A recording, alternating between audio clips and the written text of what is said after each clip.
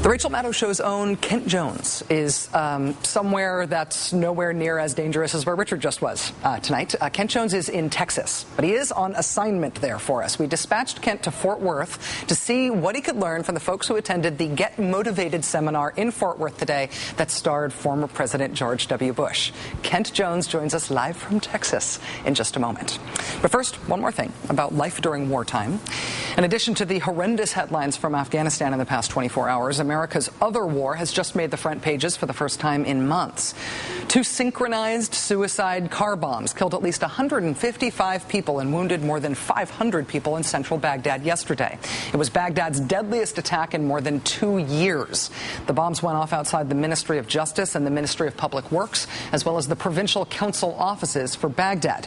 Prime Minister Nouri al-Maliki toured the site as rescuers carted off the dead and the wounded. Funerals for many of the dead were held today throughout the city. This is a really well-coordinated attack on an area in Baghdad that's supposed to be really well protected. Both bombs were huge. Combined, they weighed almost 4,000 pounds. In order to reach their targets, the bombers driving these truck bombs had to pass through several checkpoints that were guarded by security forces. And those are security forces who were supposed to be using handheld devices that are designed to detect explosives.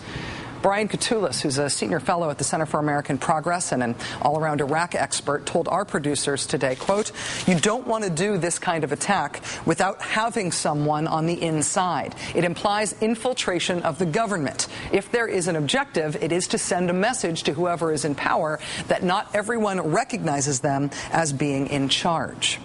The Iraqi government claims more than 75 people have already been arrested in connection with the bombing. And earlier today, al-Qaeda's Islamic State of Iraq issued a statement taking credit for the bombing. We will keep you posted on any further developments.